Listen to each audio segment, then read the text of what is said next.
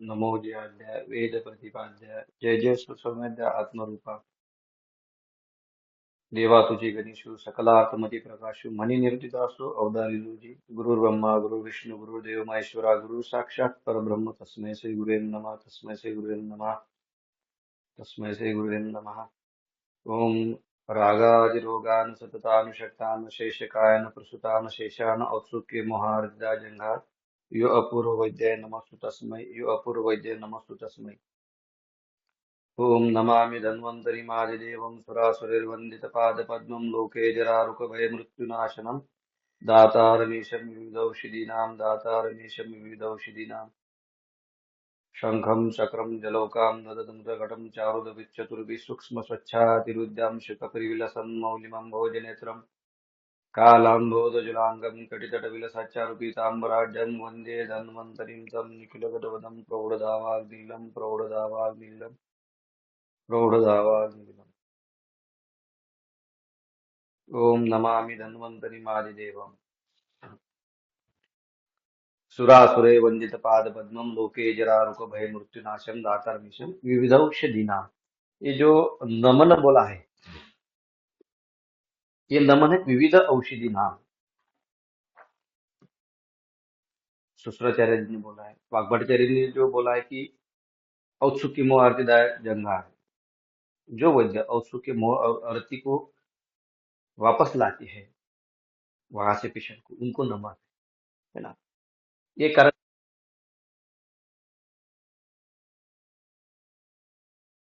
ये जो सेशन है, ये है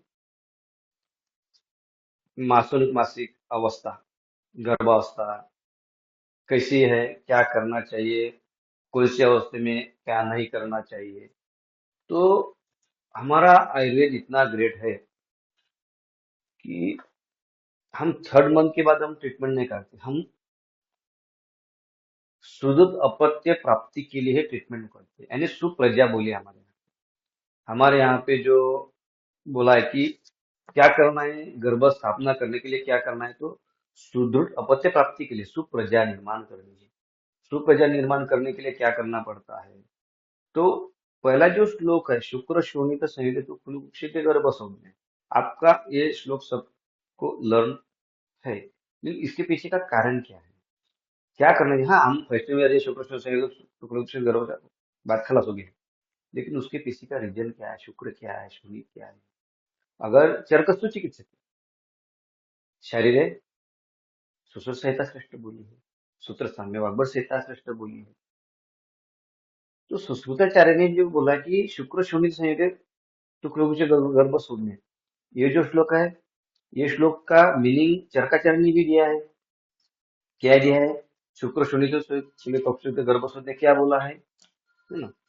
तो उसका जो मीनिंग है, शुक्र और शोणित, शुक्र किसका और शोणित किसका, है ना। तो पुरुष का शुक्र और स्त्री का शोणित, शुक्र शोणित संयोग, तो कुलुष गर्भ शून्य। जब हम गर्भाधान संस्कार करते हैं, गर्भाधान संस्कार करने से पहले हमको क्या करना पड़ता है, पुरुष का शुक्र देखना पड़ता है और स्त्री का रक्त देखना पड़ता है, यानी शोणित देखना पड़ता है। शुक्र के दोष कहाँ है बोले हैं कि जोर चिकित्सा में सिर्फ अस्थि मज्जा का जोर दिए, शुक्रगत जोर दिए नहीं। शुक्रगत जो है तो मृत्यु का भागीदार रहता है। शुक्र के जो दोष है वो शारीरिक स्थान में दिए, 8 दोष है, वो शुक्र के भी है और शनि के भी है। अभी देखो 2000 के बाद पीसीओएस पीसीओडी के क्यों पेशेंट बढ़ रहे हैं, इसका रीजन क्या है। इसका मेन रीजन है, मेरे को सब समझता है, आपको कुछ नहीं समझता, इसका रीजन है। मैं जो बाहर का खाता हूँ वही खाना चाहिए, है ना। मेरे को जो पसंद आता है वही खाना चाहिए। ये जो फास्ट फूड का जो जमाना आ गया है लड़कियों के लिए, वो बहुत गलत है। ये आपको भी पता है, सबको पता है। और क्या करना नहीं चाहिए, क्या खाना नहीं चाहिए, ये मालूम होते हुए भी हम सब वो सेवन करें। इसकी वजह से हमको क्या हो रहा है कि पीसीओएस और पीसीओडी का प्रॉब्लम आ रहा है, और फिर शुक्र शोणित के सभी तरफ से वो गर्भधारण जो संस्कार है वो हो ही नहीं रहा है। क्यों, वहां पे अपन अटक रहे हैं। जो हमारा गर्भधारण संस्कार है उसमें क्या बोला है शुरू में ही, मेरे को 1 घंटा दिया है, इसमें तृतीय मास का अ, वर्णन जो है वो बोलना चाहिए, लेकिन शुरू में क्या करना चाहिए, अभी जो बहुत सारे वैद्य उन्होंने बोला होगा क्या कैसा करना है क्या करना चाहिए। मैं इंटर के पहले ये देखना चाहता हूँ कि हमारा जो संस्कार है ये पिकनिक नहीं है, ये संस्कार है, गर्भाधान संस्कार। हमारे जो 16 संस्कार बोले उसमें का एक संस्कार है ना।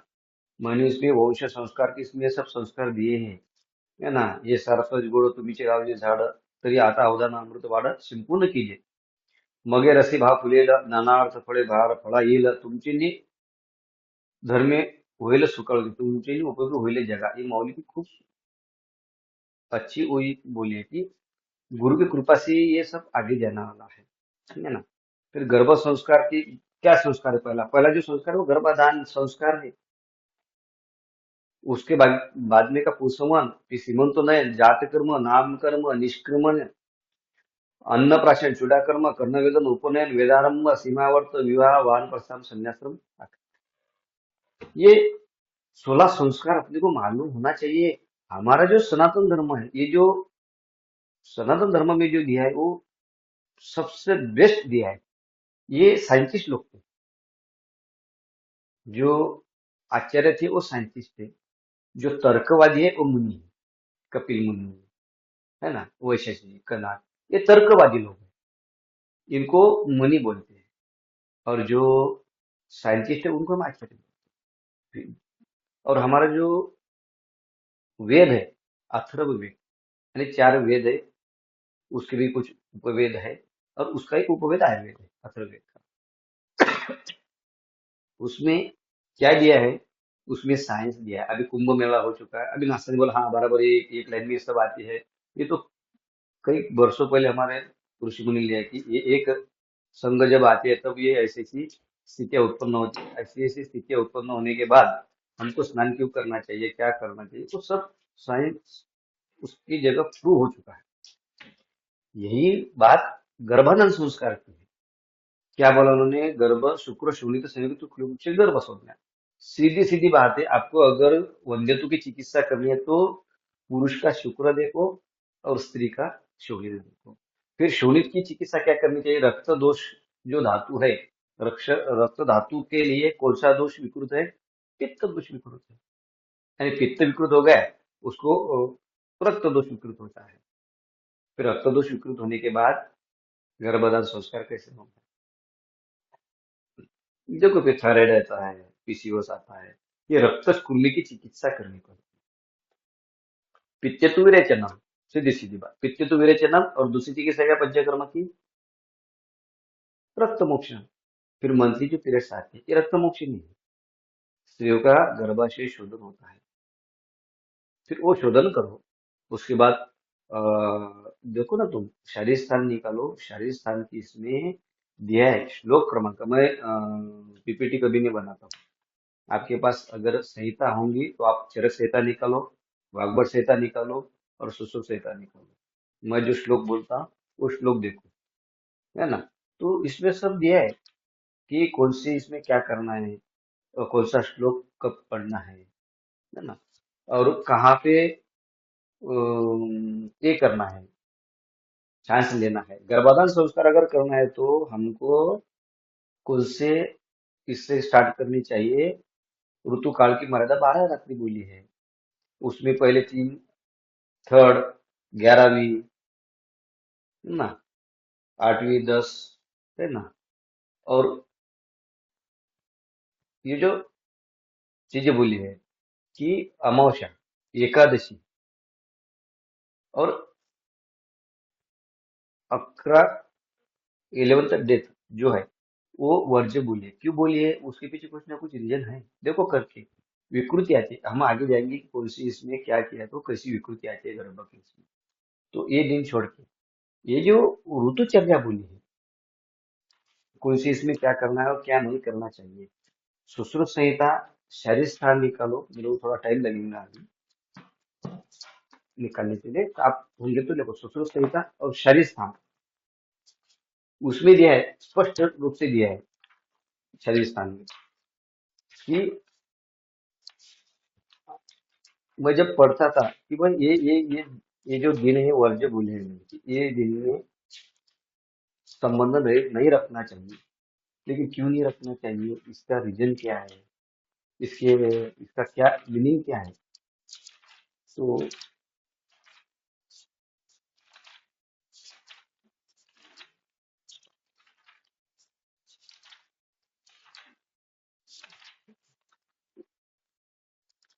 आपको पता ही नहीं है कि ये जो बोला है कि ये ऐसे क्यों बोला है कि इसमें ये दिन में चांस नहीं लेना है, तो ज्यादा हंसना भी नहीं है, ज्यादा रोना नहीं है, क्यों बोला है। जब ऋतुमती होती है तब प्रथम दिन से ब्रह्मचर्य का पालन करने को बोला है। उसके बाद अंजन, स्नान, उटी, अभ्यंग, है ना। श्लोक क्रमांक है शारीर स्थान अध्याय क्रमांक 2, और श्लोक क्रमांक है 25, 26, 27, 29, 30 तक आप देख लें। ऋतु प्रथमा दीवाना प्रभुति ब्रह्मचारिणी दीवा स्वप्न अंजना श्रुता स्नान तुले अभ्यंग छेदरम प्रमा। इधर तो बोलती कि रोज स्नान करो, और यहाँ बोलती कि 4 दिन स्नान मत करो। ऐसा कैसा हो सकता है। यहाँ पे बोलना है कि बहुत बातें नहीं करनी है, बहुत हंसना नहीं है, केस को भी हम नहीं कर सकते हैं, आयस नहीं दे सकते, ये सब वर्ज्य बोला। क्यों बोला है, ये हर एक दिन के लिए नहीं है। ये जो परहेज बोली है, ये परहेज कब है, जब हम गर्भाधान संस्कार करेंगे तब है। फिर बाकी के दिन लेकर करना चाहिए, लेकिन ये गर्भाधान संस्कार के लिए नियम है। उसके पीछे पीछे दिया है, स्नान और गंदगी लेप अगर किया ना आपने, और उसके बाद अगर आपने चांस लिया तो गर्भ दुःखशील उत्पन्न होता है। ये है हमारा आयुर्वेद। ये आयुर्वेद की ताकत है, ये सनातन की ताकत है, ये वेद की ताकत है, ये वेद से आया हुआ सब। ये सब लिखा है कि आपने गर्भाधान संस्कार करते हो तो आपने कैसे किया। हम क्या करते हैं, हमारी शादी हो चुकी है, मेरा दोस्त उधर गया था, मैं इधर जाता हूँ, मैं घूमने के लिए मना नहीं कर रहा हूँ, लेकिन आप जब चांस लेते हैं, जब गर्भधान संस्कार लेते हैं, जब दोनों का मिलन होता है, संकल्पनाम रुषणाम श्रेष्ठ, तब कब होना चाहिए और कहाँ होना चाहिए, ये हमको पता ही नहीं। और हम होटल में रुकते हैं। अभी तो बहुत ही बोलना नहीं चाहिए, लेकिन मैं बोलते हैं कि आप रील निकालते हो चीज की। हम यहाँ घूमने जा रहे हैं, हम यहाँ किस कर रहे हैं। अरे ये तुम्हारे अंदर का प्राइवेट रूम का प्राइवेट पार्ट है, ये पब्लिक मत करो। और ये कब करना है और कहाँ करना है, गर्भाधान संस्कार अगर करना है तो घर में करो, होटल में मत करो। और जब हम होटल में करते हैं तो वहाँ का संस्कार हमारे बच्चे में आता है, इसलिए वही विचार ज्यादा बच्चे। हम कैसे करते हैं, क्या करते हैं, सब चरका चरक ने बहुत अच्छे तरीके से बोला है। क्या करने से कैसा बच्चा पैदा होता है, आगे हम जाएंगे धीरे धीरे। मैं सोचता था कि यार ऐसे इन्होंने बोला है कि शुक्राचार्य ने बोला है, शुक्राचार्य कैसे गलत हो सकते हैं। शास्त्र में गलत होता, गलत हम होते हैं। कि इन्होंने जो बोला है कि ऋतुमती होने के बाद ऐसा करो, ये मत करो, वो मत करो। फिर इधर तो बोला है कि अभ्यंग स्नान नित्य करना है। ये जो नियम है, ये जब हम गर्भाधान संस्कार करेंगे तब के लिए संस्कार है। क्या होता है देखो, स्नान और गंगा लेप करने से दुःखशी, तेलाभ्यंग करने से कुष्ठी। अगर बच्चा कुष्ठी उत्पन्न होता है तो उनको पूछो, तुम तेलाभ्यंग करते थे क्या। अरे आपको कैसे पता चल गया, क्या डॉक्टर है, क्या नॉलेज है, सब दिया है। अगर नाखून निकाले और नाखून निकालने के बाद आपने गर्भधान संस्कार किया, पुनः उत्पन्न होता है। तो 5 दिन की मैं बात कर रहा है, पहले की नहीं बोल रहा मैं, ऋतुमती होने के बाद की बात कर रहा हूँ। तो मैंने बोला श्लोक क्रमांक 25, अध्याय क्रमांक सुश्रुत संहिता, अध्याय क्रमांक 2, और श्लोक क्रमांक 25, 26, 27, 28, 29, 30। जब आप ज्यादा एक्सरसाइज करते हैं तब चंचल होगा, ज्यादा हंसने से दांत पोस्ट और तालु और जवान उसकी काली उत्पन्न हुई। देखो कितना सूक्ष्म रूप से दिया है इन्होंने। ये गर्भाधान संस्कार के नियम है, ये गर्भाधान संस्कार के हम क्या बोल सकते हैं, ये एक रसायन नहीं है, एक हमारे इसमें दिया है कि हमको क्या करना है, इसको एक संस्कार बोलेंगे। ये संस्कार है, गर्भाधान संस्कार के पूर्व नियम है। जैसे आखड़ा भी कुंभ मेला को आखड़े कुछ नियम होते हैं, वैसे गर्भाधान के कुछ नियम है, तभी हम गर्भाधान को संस्कार कर सकते हैं। हम कब करते हैं, तीसरे महीने के बाद संस्कार करना चालू कर देते हैं। अरे भाई पहले गर्भाधान संस्कार करो, है ना।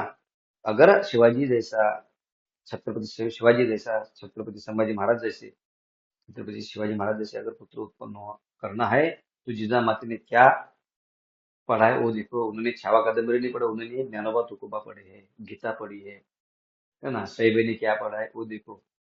हमने छावा कादम्बरी को उसके बाद आई है, मेरा विरोध नहीं, लेकिन उन्होंने क्या पढ़ा है, वो पढ़ने से ऐसे पुत्र उत्पन्न होते हैं। देखो करके प्रयोग, है ना। अति संभाषण करने वाला अगर ऋतुमती स्त्री से अति संभाषण किया और उसके बाद चाह किया, तो बहुत ही वो बड़बड़ा उत्पन्न होता है। अतिशय अपने ईयरफोन डाले हैं, वो सॉन्ग सुन रहे हैं, मैं लिख के देता हूँ, वो बाध्य देता है। मैं नहीं बोल रहा, श्लोक क्रमांक 27, 28, 29, 30, है ना। केस ज्यादा करने से, बाल ज्यादा करने से उसको टक्कल करो। देखो पूछिए, आप ज्यादा बाल बनाते थे क्या? अरे तुमको कैसे पता चल गया ये? मैंने तो पहले 9 महीने पहले किया था ये गर्भाधान संस्कार है, क्या करना चाहिए और क्या नहीं करना चाहिए, ये संस्कार जब करेंगे तब उसके नियम है। उसके बाद क्या बोला कि अगर ज्यादा आयस दिया है तो उन्मत्त बच्चा पैदा होता है। ये अगर आपने उसको हल्के में लिया है तो ऐसा गर्भ संभव होता है। इसलिए गर्भाधान संस्कार करने से पहले ये सब नियम दिए हैं, ये हमारे नियम है, उसको हम फॉलो करेंगे और उसके बाद गर्भाधान संस्कार करो ना। फिर गर्भाधान संस्कार करने से पहले वमन विरेचन बस्ती कर लो, है ना। पित्त तो विरेचन, और रक्त के लिए जो धोखा है वो पित्त दोष का है, तो पित्त की चिकित्सा विरेचन और रक्त मोक्षण। इससे स्त्री को विरेचन देना चाहिए, पुरुष को विरेचन और बस्ती देनी चाहिए। उसका शुक्र शोणित जो है शुक्र है, वो बढ़ाने के लिए। और इसलिए तो उन्होंने बोला है कि क्या करना है, उड़द की दाल बोली है, दूध बोला है, तो सब चीजें बोली है ना। तो ये नियम जब करेंगे तब गर्भ संभव होगा, लेकिन कैसा, सुदृढ़ अपत्य प्राप्त होगा। फिर क्या करना चाहिए उसको, फिर इसको भी क्या करना है, अगर शुक्र बढ़ाना है तो 1 महीना उसको ब्रह्मचर्य रखना चाहिए, और उसके बाद उसको घी प्राशन करना चाहिए। सीधी सीधी बात है। फिर पीसीओएस हो, पीसीओडी हो, तो वो बात की चीज है। इसलिए हमको पहले ये वो सब चीजें करना चाहिए, पंचकर्म चीजें करना चाहिए, तो वो गर्भाधान संस्कार जो संभव होगा। फिर गर्भाधान संस्कार होने के बाद फिर क्या होता, प्रथम माह से क्या होता, हम्म घृतो पिंडो यथा अग्नि स्त्री पविलनो, प्रथम माह से कललम भरते ना। तीसरा शरीस्तान 18वां श्लोक है। प्रथम मास से कललम जायते, प्रथम मास में गर्भ को कलल संज्ञा मिलती है। द्वितीय मास से घन संपदते पिंडम पेशैर्बुदम वा, तत्र घन पुरुषः स्त्री पेशी अर्बुदकम नपुंसकम। द्वितीय इसमें आप उसमें संबंध रखते हैं क्या, हमको पता ही नहीं चलता, हम वहां पे संबंध रखते हैं। और कैसा है कि संबंध अगर आपको करना है सुदृढ़ अपत्य प्राप्ति करने में, तो सबसे ऋष्य संकल्प है, ये भी आगे आएगा, चरक संहिता में मैं बोलूंगा कि स्त्री की भी इच्छा होनी चाहिए और पुरुष की भी इच्छा होना चाहिए। ये कि वो अगर इच्छा हुई तो क्या कैसे होता है, तो ये भी अपन आगे देखेंगे। इतना सूक्ष्म दिया है हमारे इसमें। हम देखते हैं, हाँ चलो भाई अभी गर्भाधान हो गया, चलो पढ़ो, ये पढ़ो, वो पढ़ो, वो पढ़ो। मैं बोलता हूँ वेद पढ़ो, मैं बोलता हूँ ज्ञानेश्वरी पढ़ो, मैं बोलता हूँ पदार्थ विज्ञान पढ़ो, और उसका इफेक्ट देखो। अगर बच्चा घूम रहा है और बीच में स्टॉप हो चुका है, फिर हम क्या करते हैं, हॉस्पिटल में रहते हैं और देखो सोनोग्राफी निकल, वो निकल इमीडिएट वहां पे हाथ रखो, कृष्णाय वासुदेव हरे परमात्मने प्रणत क्लेश नाशाय गोविंदाय नमो नमः, इस श्लोक उसके ऊपर हाथ रख के बोलो, 2 सेकंड में बच्चा घूमेगा। ये मैं नहीं बोल रहा हूँ, ये अदर कंट्री में उसकी स्टडी हुई है, इंडिया में नहीं हुई, और उन्होंने प्रूव किया है और लाइव दिखाया है। ये देखो यहाँ पे हम एक सेमिनार था, इंडिया में सेमिनार था, अ, गर्भ के ऊपर ही था। वहां पे सिर्फ 2 जन इंडियन थे, बाकी सब अदर कंट्री। और रशियन की एक मैडम थी, उनका एक स्टडी था, उन्होंने वो प्रूव करके दिखाया। ये देखो हमने लिया है, ये श्लोक बोला है, श्लोक बोलने के बाद वो देखो बच्चा घूम रहा है।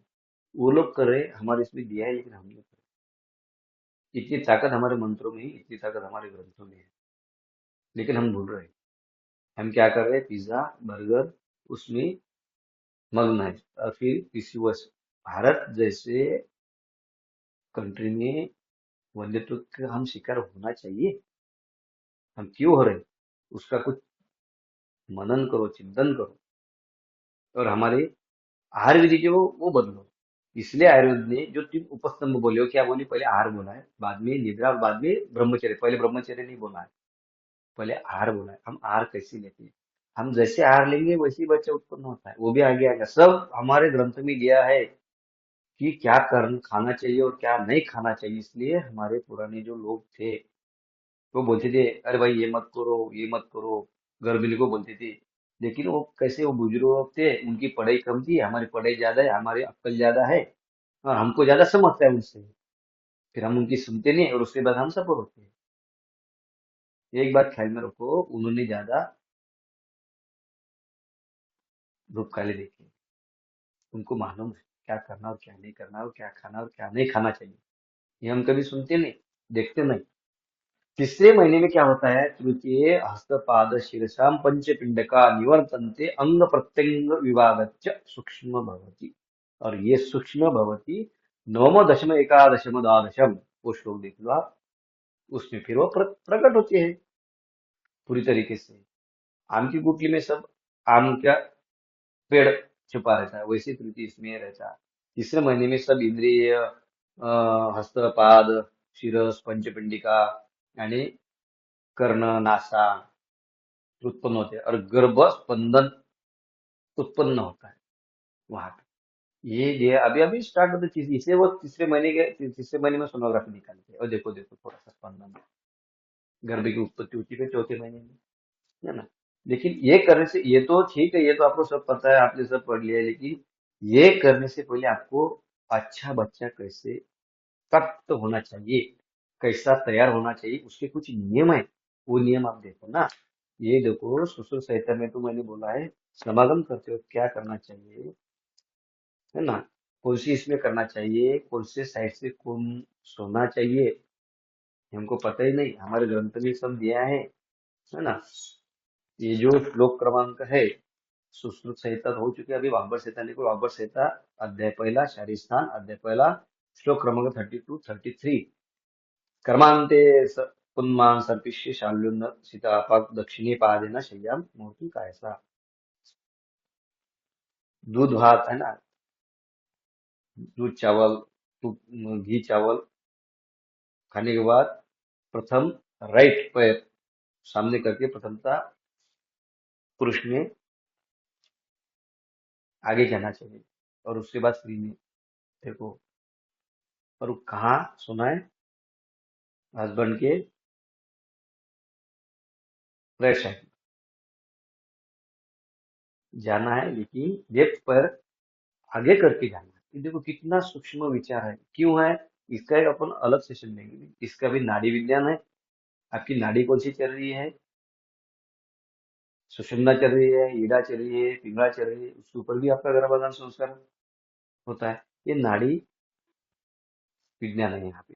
फिर उसके बाद अराशि आयुरसि सर्वता प्रतिष्ठासी धाताम त्वम ददातु विधातम तु ददातु ब्रह्मचर्य स भवेत् भवेति ब्रह्मा बृहस्पति विष्णु सोमा सूर्यस्तथा अश्विनो भवो अवार मित्र वारुणो विरंद सुतम। ये श्लोक जिन्हीं आचार्य ने बोला, श्लोक बोलने के। इसका मीनिंग बहुत असरदार है। आप करके देखो, बहुत अच्छा बच्चा उत्पन्न होता है। फिर गर्भाधान होने से क्या हो रहा है, हमारे पास टाइम कम है, थोड़ा 1 घंटे में ये नहीं हो सकता है। फिर हम हमने क्या बोला कि ऋतुमती स्त्री ने क्या करना चाहिए और क्या नहीं करना चाहिए। फिर ये नियम अगर आपने नहीं किए तो क्या होता है, कैसी विकृत संतति उत्पन्न होती, क्यों होती विकृत संतति उत्पन्न, उसका कारण क्या है। प्राकृत तो सब दिया है, बराबर है, हमारे इसमें स्वास्थ्य से स्वास्थ्य रक्षण वही दिया है लोक में। आयुर्वेद बोलता है स्वास्थ्य का स्वास्थ्य रक्षण करो, विकृति बोली नहीं।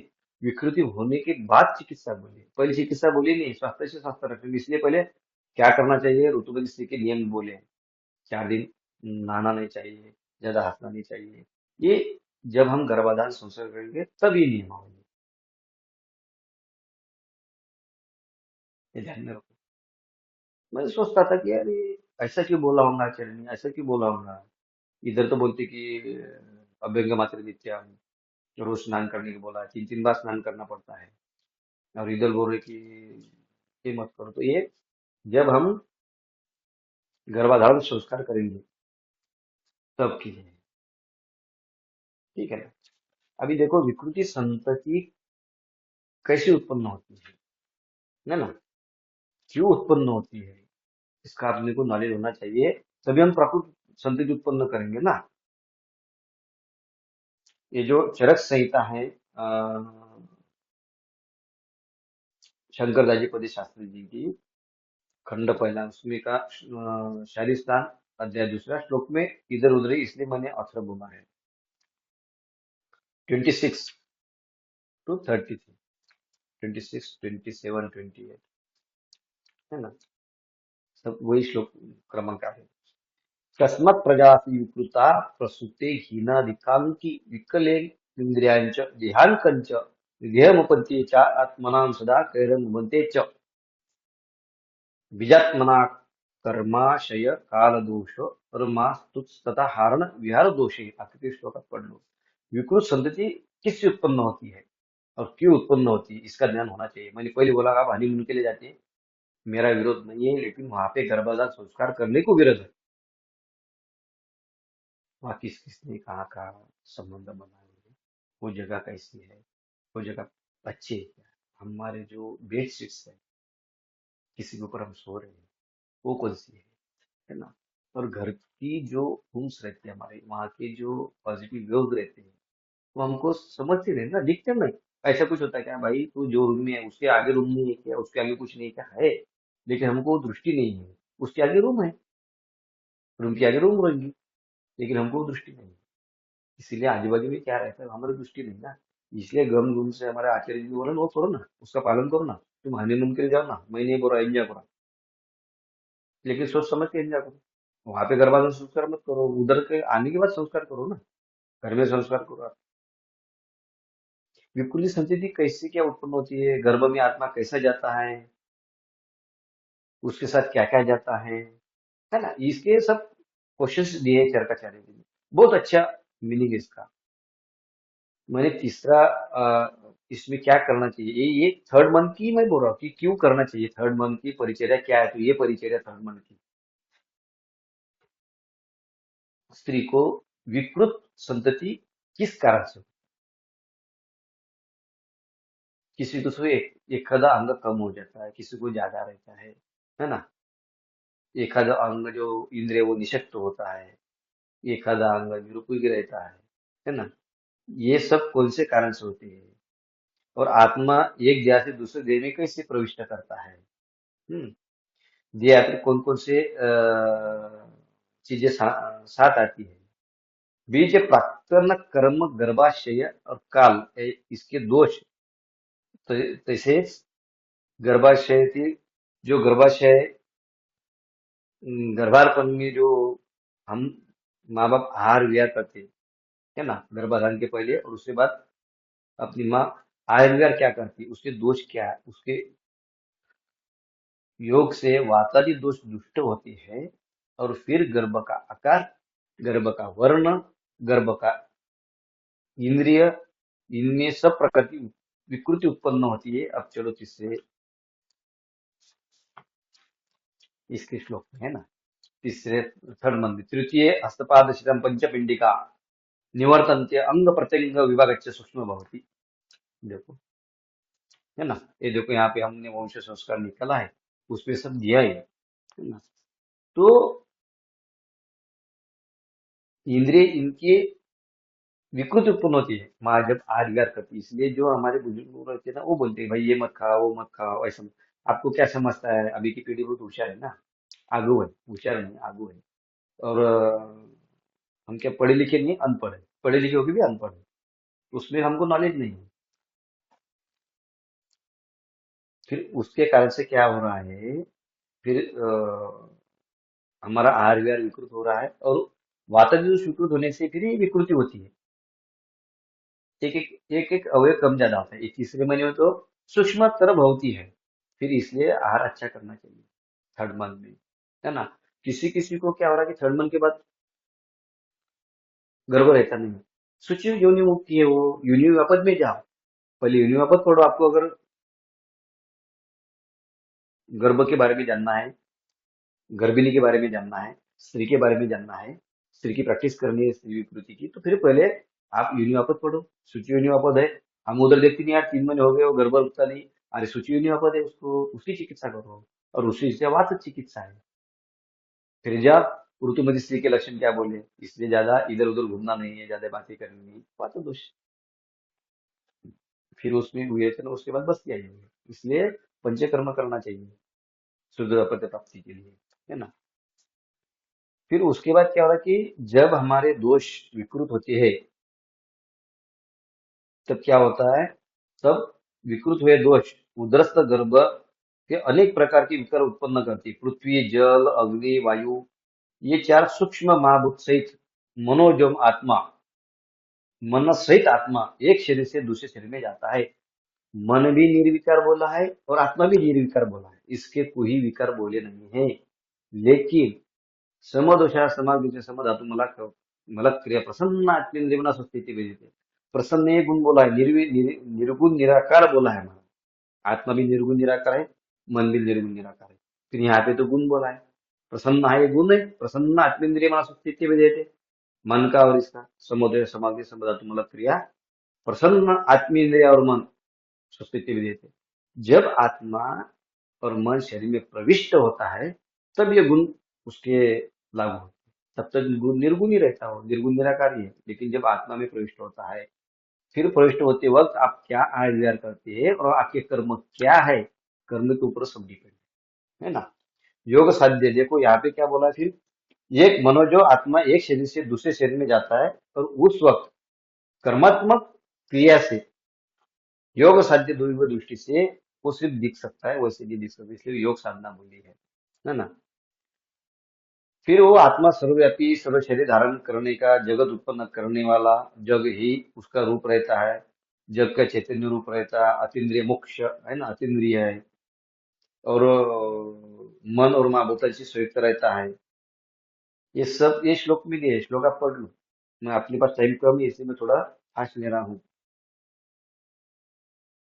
और हर वक्त इच्छाधिकार का बद्ध रहने वाला है, जब शरीर में प्रवेश करता है तब इच्छा, द्वेष, ये सब उसको लागू होते हैं। और मनुष्य के शरीर में अन्न रस आत्मा, माँ बाप, इनके द्वारा हमको प्राप्त होता है। ये 16 महाभूत वहां पे उत्पन्न होते हैं, है ना। और चार माह उसमें के चार आत्मश्रित है ना। और बाकी के तो फिर शुक्र शनि सहयोग तो से गर्भ सोते है ना, वो श्लोक आप पढ़ लो। फिर उसके बाद पूर्व जन्मिक कर्मकृत कुछ उसके कुछ रीजन है क्या, पूर्व जन्मकृत कुछ उसका असर आता है क्या, तो हाँ आता है, मैं नहीं बोल रहा हूँ। श्लोक क्रमांक अध्याय चरक संहिता शालिस्थान, श्लोक क्रमांक 34, 35, 32, अध्याय दूसरा है ना। पूर्व जन्मी के कर्मानुसार आत्मा सूक्ष्म भूता के लिंग से गर्भाशय में जाते हैं क्या, और गर्भ के मन कैसे बनते हैं, इसलिए रूपाद्वी रूप प्रभवा प्रसिद्धि कर्म कानानाम मनसो मनस्तः। भवन्ति एत्वा कृति बुद्धि भेदा रजस्तमस्तत्व च कर्म हेतु। ये श्लोक आप आगे आगे के पढ़ लो, है ना। तो पूर्व जन्मकृत व्याधि भी बोले, हमारे कुछ तो पूर्व जन्मकृत व्याधि है। पूर्व जन्मदित कर्म के योग से ही चार सूक्ष्म भाव प्राप्त होते हैं और वो गर्भ को विशिष्ट रूप देता है। जैसे कि आत्मा या सूक्ष्म महाभूत के लिंग शरीर से गर्भाशय प्रविष्ट होकर बीज में चला जाता है। फिर आगे जाके लिंग शरीर की सूक्ष्म भूतें स्थूल होती है। फिर निकालो तीसरा श्लोक, तीसरे इसमें का क्या है, तीसरे इसमें का श्लोक। तृतीय मासे हस्तपाद शेषम पंचपिंडिका निर्वंतन्ते अंग प्रत्यंग विभाग सूक्ष्म भवती। देखो तुम वहां पे आ गए, है ना। फिर समान से समान की विशेष से विशेष उत्पत्ति होती है, प्रसिद्धि है। वैसे ही गर्भस्थ प्राणी के मन की और पूर्व जन्म के संस्कार से मन बनता है। अभी देखो कभी कभी एक छोटा बच्चा है वो बहुत श्लोक बोलता है, छोटा बच्चा है बहुत कैलकुलेशन करता है, ये किसमें साइंटिस्ट नहीं बनता है। वो जन्मांतर के उसके इसमें संस्कार पड़े रहते हैं इसमें, और आगे के जन्म में वो फिर वो सिद्ध होता है। ये वो अरे उसकी उम्र बहुत कम है लेकिन उसको बहुत नॉलेज आ रहा है, तो वो संस्कारित है। एक ही जन्म में कभी साइंटिस्ट बन नहीं सकते। ये मैंने बोला ये वेद बोलते हैं, और वेद की एक एक लाइन साइंटिफिकली प्रूव है। और हम वहां तक पहुंच नहीं सकते, उसके लिए हमको योग साधना करनी पड़ती है, ये हम नियम आसन वहां में हम निकल जाते हैं बाहर, है ना। ठीक है ना। सूर्य देह के बाद लिंग शरीर में वहां पे आकर उत्पन्न करता है। फिर उसके रजोगुण तमोगुण तद्रुप कर्म होते हैं मन के।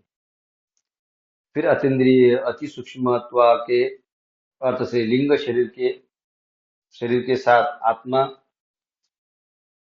और पुनर्जन्मकृत अभुक्त कर्म मन बुद्धि अहंकार और उसकी विकार यानी इंद्रिय।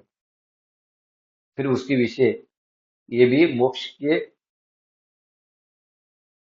तक आत्मा आत्मा से रहते, आत्मा तक रहते हो। और मन कैसा है कि रजोगुण तमोगुण बद्ध है मन। उसके लिए सात्विक करना चाहिए तो उसके लिए आहार लेना चाहिए, लहसुन प्याज ये नहीं लेना चाहिए, है ना।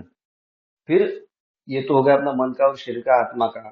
फिर वो रोग कैसे उत्पन्न होती है उसके, है ना। अभी तीसरे इसमें जो है ना, थर्ड मंथ में क्या करना चाहिए, रेड कलर नहीं पहनना चाहिए, नो नो में नहीं भी रेड कलर क्यों नहीं पहनना चाहिए। तो वो ब्लड का कलर है और वो वायरस को लगता है कि वो ब्लड है, वहां पे अटैक करती है, तो अटैक करने के बाद वो गर्भा को विकृति दे सकती है। तो इसलिए वो लाल रंग का कोई भी कपड़ा नहीं पहनना चाहिए, अंडर गारमेंट नहीं पहनना चाहिए, बेडशीट नहीं पहननी चाहिए, बेडशीट में मत डालो, है ना। फिर कभी कभी क्या होता है, फिर रोग कुतः शमनम किम येषाम हर्षस्य शोकस्यम च किम निमित्तमम। हर्ष क्यों होता है और शोक क्यों होता है ना। तो हर्ष के और शोक के कारण क्या है, शारीरिक और मानसिक विकार किस रीति से अच्छे होते हैं, और रोग उत्पन्न करने के कारण क्या है। इस श्लोक में 37 30 39 40 41 अध्याय क्रमांक 2 शारीरिक स्थान अध्याय क्रमांक, चरक संहिता शारीरिक स्थान अध्याय क्रमांक 2, और उस श्लोक देख लो। पहले प्रज्ञापराध, दूसरा इंद्रिय असात्म्य पदार्थ के संयोग, और तीसरा जो रहता है प्रणाम काल, है ना। धार्मिक कर्म से हर्ष उत्पन्न होता है और अधार्मिक कर्म से शोक उत्पन्न होता है। एक ही इसमें सब बहुत बड़ी लाइन है। कर्म श्रेष्ठ है या धर्म श्रेष्ठ। बहुत जन बोलते हैं कर्म श्रेष्ठ है, आई एम एग्री, लेकिन कौन सा कर्म श्रेष्ठ है। रावण ने भी कर्म किया था और हनुमंत जी ने भी कर्म किया है। धर्म युक्त जो कर्म है वो श्रेष्ठ है। धर्म भी श्रेष्ठ है कर्म भी श्रेष्ठ, लेकिन श्रेष्ठ क्या है, धर्म युक्त कर्म वो श्रेष्ठ है। सिर्फ कर्म श्रेष्ठ नहीं, गीता निकालो, है ना। इसलिए मैंने बोला श्लोक है, धार्मिक कारण कर्मों से जो उत्पन्न होता है वो हर्ष है, अधार्मिक कर्म से उत्पन्न होता है वो शोक। फिर देखो आप निकालो तृतीय मास में क्या होता है और क्यों ब्लीडिंग स्टार्ट होती है ना। वहां पे कहीं पे भी आप संभोग करें कैसे चलेगा। और 5 दिन में वर्जित है, और पीरियड्स के 5 दिन में आप संभोग करें, नपुंसकता आती है आपको, पता ही नहीं। वो हमारा आज का सेशन नहीं है, लेकिन आए इसलिए मैंने बोल दिया है। फिर आगे जाके क्या होता है कि अगर आपने स्वस्थ रहने के लिए क्या करना चाहिए फिर, है ना? थोड़ा टाइम बहुत कम है, 10-15 मिनट बाकी है अपने। तो स्वस्थ रहने के लिए क्या करना चाहिए? तृतीय मास नहीं, प्रथम मास से गर्भधारण संस्कार से क्या करना चाहिए? हेमंति के दोषंत्य वसंते प्रवाहनम ग्रीष्मक काले धान त्यानं वार्षिमाशुम समेकम प्राप्नोति रोगत तानुम जानू। 43, 44, 45 श्लोक देख लो। आहार विहार, इसलिए हितकर आहार विहार, इसलिए हमारे आचार्य जी ने क्या बोला है कि पहले तीन उपस्तंभ में आहार ही बोला है। हितकर आहार विहार करने वाला, विषय के ठई आसक्ति न रखने वाला, दाता, सर्वत्र समभाव रखने वाला, सत्यनिष्ठ। आप सत्य का पालन करो, एक तो आप पालन करो, है ना? देखो आज से स्टार्ट करो। आपका मोबाइल है तो अरे मैं बाहर हूँ, अरे मोबाइल और घर में रहता है, क्यों झूठ बोलते हैं? उसमें उससे आप क्या मिलता है? और पाप यानी क्या, पुण्य यानी क्या, इसका भी बहुत बड़ा मीनिंग है। तो लोग क्या बोलते हैं, हाँ हम करे वो पुण्य और दूसरा करे वो पाप। हाँ, हमने वो व्याख्या रखी है कि झूठ बोलना है, उसको हम पुण्य बोलेंगे, ये बोलना है तो उसके लिए पाप बोलेंगे। पुण्य यानी क्या और पाप यानी क्या? जो असमाधानी है, मौजूद बहुत ज्ञानेश्वर महाराज ने बहुत अच्छी तरीके से वही बोली है कि जो असमाधानी है वो पाप, और जो समाधानी है वो पुण्य, है ना? ये व्याख्या है। यहीं पे ये व्याख्या है, सर्वत्र समभाव रखने वाला, सत्यनिष्ठ, क्षमाशील, आपदा की सेवा करने वाला जो मनुष्य है उसको व्याधि नहीं होती। जिसकी बुद्धि, वाणी और ज्ञानी, है ना, क्रिया, जिसकी बुद्धि, वाणी और क्रिया सुखकर रहती है उसका मन शुद्ध रहता है, बुद्धि निर्मल रहती है। और जो ज्ञानी, तपस्वी और योगनिष्ठ रहते हैं उनको व्याधि नहीं होती है। और हम कहाँ बैठे वो देखो, एक भी जगह नहीं बैठे यहाँ पे। क्यों नहीं हमको व्याधि होगी? हम व्याधिग्रस्त है। माऊली ने बहुत सुंदर हुई कि जो समाधान है वो पुण्यमान, है ना, उसको पुण्य बोलेंगे ना। देखो वापस से मैं बोलता हूँ, थोड़ा सा फास्ट लेता हूँ। सर्वत्र समभाव रखने वाला, एक निष्ठ कर्म करने वाला, विषय की ठय आसक्ति न रखने वाला, सत्यनिष्ठ, क्षमाशील, आप्त की सेवा करने वाला, ये बहुत ही बहुत ही बहुत ही बहुत ही मीनिंगफुल श्लोक है ये। आप्त की अगर आप सेवा करेंगे ना तो आपको जिंदगी में कभी कम नहीं मिलेगी, कभी कम नहीं होगा। जो मनुष्य रहता है उसको व्याधि नहीं होती है, और उससे आगे ये तो वहां बढ़िए। फिर बुद्धि, वाणी, क्रिया सुख कर रहते हैं, मन शुद्ध रहता है उससे, बुद्धि निर्मल रहती है। और जो ज्ञानी, तपस्वी, योग निष्ठ रहते हैं उनको कभी व्याधि नहीं। मतिर मतिर्वच कर्म सुखानुबंधी सत्वम विधेयम विशदाच बुद्धि ज्ञानं तपस्वा तत्परतां च योगे यस्यास्तिं तम नानुत्तन्ति रोगाः। चरक संहिता, शारीरस्थान, अध्याय 2, श्लोक क्रमांक 45। देखो यहाँ पे मैंने बोला है, यानी ऐसा रहता है कि क्या बोलो और क्या नहीं बोलो। यानी गर्भाधान संस्कार जो है उसके ऊपर कम से कम 10 दिन लेक्चर चलेंगे। गर्भाधान फिर कैसे होता है? गर्भाधान होता है लेकिन कैसे होता है, किसी ने नहीं लिया कैसे होता है। देखो, पुरुषस्यम, श्लोक क्रमांक, अध्याय क्रमांक 3, चरक संहिता, शारीरस्थान, अध्याय क्रमांक 3, श्लोक क्रमांक 1। पुरुषस्यानुपहारयत स्त्रियाचा प्रदुष्ट योनि शोणित गर्भस्य, जिसके लिए शुद्ध, रोग रहित है, ऐसा पुरुष बोला है। और जिसकी योनि त्रियावर्त योनि, रक्त बोला है यहाँ पे, रक्त यदा स्त्रिया अच्च प्रदुष्ट योनि शोणित, शोणित बोला है। रक्त, स्त्री का रक्त ही शुद्ध होना चाहिए और पुरुष का शुक्र शुद्ध होना चाहिए। जब स्त्री का शुद्ध रक्त रहता है और गर्भाशय शुद्ध होती है तब स्त्री, ये दोनों का स्त्री का ऋतुकाल में संयोग होने के बाद, उसके बाद विजय रक्तात्मक बीज। देखो श्लोक क्या बोला है, शुक्र शोणित संसर्गेन नर्त गर्भाशय गतम जीवो वक्रामती सत्व संप्रदाय युगादच गर्भ भवती निर्वाणते, तब होगा वो शोणित, स्त्री का शोणित। कारण आप ध्यान में रखो, पुरुष का शुक्र और स्त्री का शोणित। इसलिए शोणित की चिकित्सा करिए तो शोणित के दोष क्या है? रक्त कुर्मी बोले, आपको रक्त कुर्मी की चिकित्सा करनी पड़ेगी। आप वहां पे जाते हैं, ट्रांसिस्ट पॉजिटिव है या है ना, पीसीओएस है, पीसीओडी है, रक्त कुर्मी, उसको रक्त कुर्मी की चिकित्सा करो, है ना। ऐसा होने के बाद मन के गर्भाशय, बीजात्मक स्त्री के गर्भाशय में जाने के बाद मन के कर्म बंधन से और प्रेरणा से जीवात्मा के बीच में प्रवेश होने के बाद गर्भ उत्पन्न होता है, यानी दोनों का मन का मिलन होता है। प्रेम की व्याख्या, जब आप प्रेम करते हैं ना, तब आप पहले से एक दूसरे को देखते हैं, फिर समझते हैं। और जब प्रेम जब आपके इसमें कुछ खटके उठते हैं तो आप जोर जोर से बोलते हैं, उसको क्यों सुनाई नहीं देता? क्या उसको क्यों नहीं सुनाई देता? आप जोर से क्यों बोलते हैं? उसका मन दूर हो जाता है आपके मन से। जब आपका मन और उसका मन एक रूप होता है तब बोलने की जरूरत नहीं रहती। आपको आंखों से आप समझ जाती है उसको क्या होना है, क्या नहीं। आंखों आंखों से वो है अच्युतम प्रेम, वो है सात्विकरण। और उसको क्या बोलेंगे हम?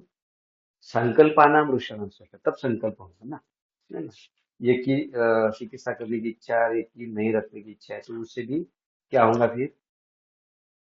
हम्म, उससे गर्भाधान नहीं होगा, है ना। सम्मुख के लिए वर्ज्य क्या है ना। सम्मुख के लिए वर्ज्य क्या है? फिर सम्मुख हम कर रहे हैं तो उसके लिए शायद स्थान 8वां अध्याय चरक संहिता श्लोक क्रमांक 28 है। तप्त सीता क्षुदाशा पिपासाति भीता विमना शोकार्त क्रुद्धाम च अन्य च पुमासा मिच्छन्ति मैथुने। बहुत खाना खाना हो चुका है तब नहीं कर सकते हैं। बहुत प्यास लगी है तब नहीं, बहुत भूख लगी तब नहीं कर सकती है, बहुत डरी हुई है ना। दोनों इसमें कुछ झंझट हो चुके तब नहीं हो सकता। उद्विग्न स्थिति, शोकग्रस्त अवस्थी है तब गर्भ नहीं रह सकता है, वो वर्ज्य है। बहुत आप This भी नहीं conference will पर now be recorded. पर पुरुष की इच्छा है करने वाली है, उसको भी हम कर सकते हैं। जिस मोहितुन की इच्छा जबर है लेकिन सम्मुख नहीं कर रहे तब गर्भ नहीं, है ना। और ये चीज में अगर रहा तो विकृत संतति उत्पन्न होती है। मानी विकृत क्यों होती है, कैसे थे हम, आपने देखा है कि कौन से कारण से विकृति उत्पन्न होती है ना। अगर विकृत गर्भ अगर रहा ना तो बहुत प्रॉब्लम आती है। मैंने पहले इसमें शुरू इसमें बोला कि विकृति इसमें क्या क्या प्रॉब्लम आती है ना। आर बी आर है, उसके दोष बिगड़े रहते हैं, है ना। फिर गर्भधारणा धारणा की जो उत्पत्ति होती है कैसी होती है? शुक्र शोणित संयोगी है। कोई सी स्थिति में सम्मुख करोगे, सम्मुख नहीं करना चाहिए, ये भी बहुत, यानी ये गर्भाधान संस्कार के नियम है। थर्ड मास में सिर्फ मैं ही बोल रहा ना, थर्ड मास में आपको पहले 3 महीने और आखिर के 3 महीने आपको उसका बहुत ख्याल रखना पड़ता है। पहले 3 महीने सूचीमुखी की चिकित्सा करनी चाहिए और बाकी के 9 मंथ के लिए फिर होम्योपैथी चिकित्सा करनी चाहिए पूरे। फिर कौन सी स्थिति में सम्मुख नहीं करना चाहिए? शारीरिक स्थान, चरक शरीर स्थान अध्याय क्रमांक 8 और श्लोक क्रमांक 7 है। सते बीजम गुणज्ञाति तस्य हि यथास्थानमुत्तिष्ठन्ति दोषा प्रायन्ते चेन शीतोदकेन परिशिंचते। 3 बज चुके हैं, है ना। स्त्री उल्टी होने के बाद हम संभोग नहीं कर सकते हैं, एक कुर्सी के ऊपर नहीं कर सकते हैं, है ना। वो नीचे बैठे उसके ऊपर भी नहीं कर सकते, ऐसा पीठ के ऊपर हम कर सकते हैं। योनि में अगर पीड़ा रही तो भी नहीं कर सकते हैं। हम्म, और नाड़ी विज्ञान बोलू क्या है, वो राइट साइड में अगर सोई है तो भी नहीं हम कर सकते, है ना। इसे अब देखो शारीरिक स्थान निकालो, भागवत से निकालो, किसने किसके साथ कैसे सोना है वो देखा लो, फिर आपको नाड़ी समझ में आएंगे। उसके बाद पित्त पीड़ित हुए तो भी नहीं हम कर सकते हैं। अगर लेफ्ट साइड में है और पित्त विकृत है तो भी हम संभव नहीं कर सकते। कितना सूक्ष्म दिया है। जिससे क्या होगा, रक्त और वीर्य का दोष, यानी उसमें जल जाएंगे, इसलिए नहीं कर सकते। इसलिए स्त्री ने सीधी सीधी लेटना है, और उसके बाद क्या करना है, वीर्य ग्रहण करना है। पहले स्नान करना है, उसके बाद ये श्लोक ग्रहण करना है, और उसके बाद भी स्नान करना है। स्नान करने के बाद कॉन्ट्रैक्शन होता है, फिर वो अंदर चला जाता है।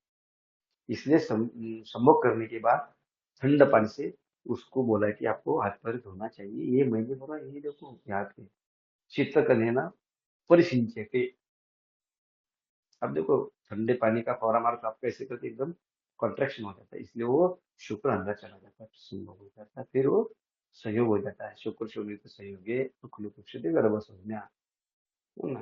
तो आगे बोलने की तो बहुत ये है, लेकिन अपने पास टाइम नोट करें।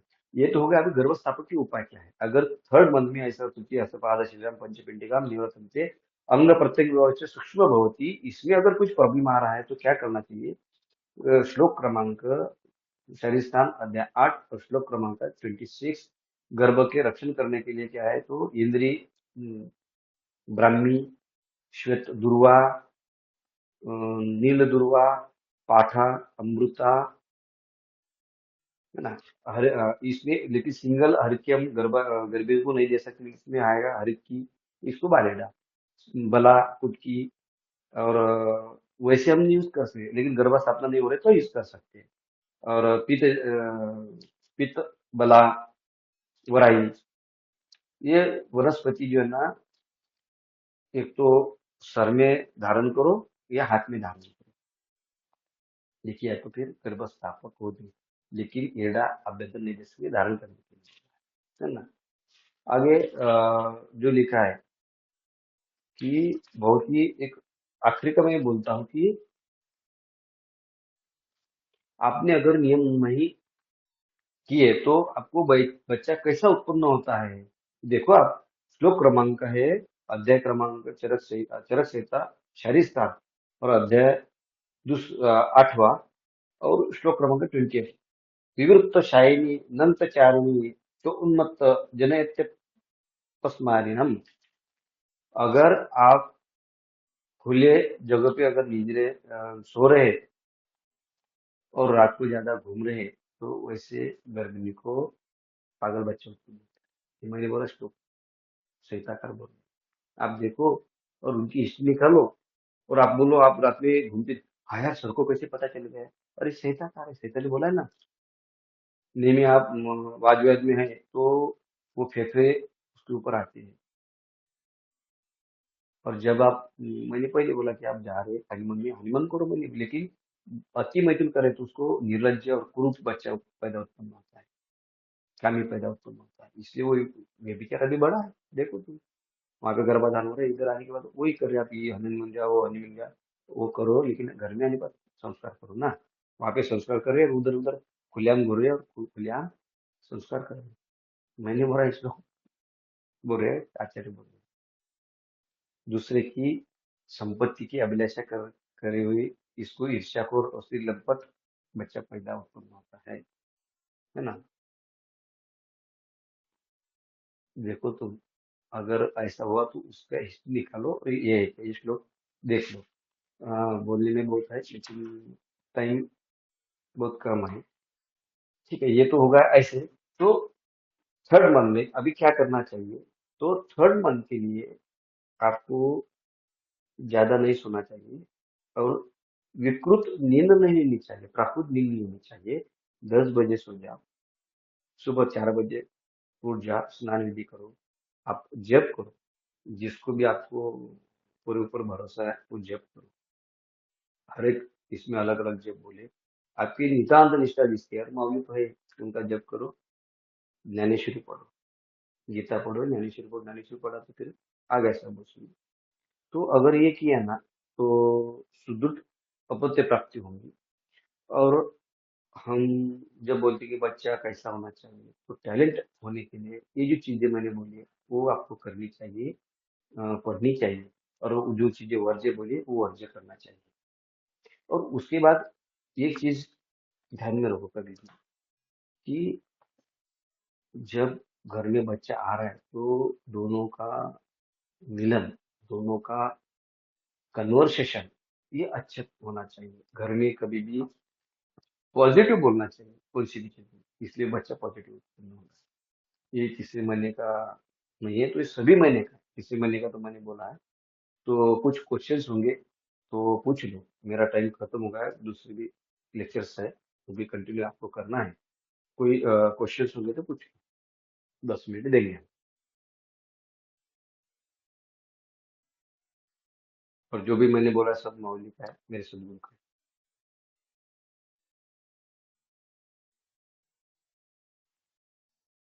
इतना सूक्ष्म दिया है हमारे इसमें। अगर आप चरस शास्त्र पढ़ेंगे, वाबर सदा शास्त्र पढ़ेंगे, सुश्रुत शास्त्र पढ़ेंगे, तो आप पागल होंगे कि यार ये क्या दिया है, इतना सूक्ष्म दिया है ये। गर्भाधान संस्कार इतना सूक्ष्म दिया है कि किससे क्या होने लगा, कैसा करना चाहिए, ये गर्भाधान संस्कार है। और हम दुर्लक्षित कर रहे हो काम। आप दुर्लक्षित मत करो। और शुद्ध अपत्य प्राप्ति के लिए मैंने जो वंश संस्कार लिखा है, ये देखो वंश संस्कार है। तो ये भी, इसमें सब 16 संस्कार है मेरे से। और बाकी का तो इसमें है, आप संहिता पढ़ सकते हैं। ये जनरल लोगों के लिए है। और आप संहिता भी पढ़ के और डीप पढ़े कर सकते हैं। बहुत बहुत धन्यवाद गुरु वर्य, आपने हमें इतना अति सुंदर और प्रैक्टिकल वे में जो आपने हमें ज्ञान दिया है। तो बहुत बहुत धन्यवाद, आपने इतना समय निकाला। ठीक है। जय राम। नमस्ते।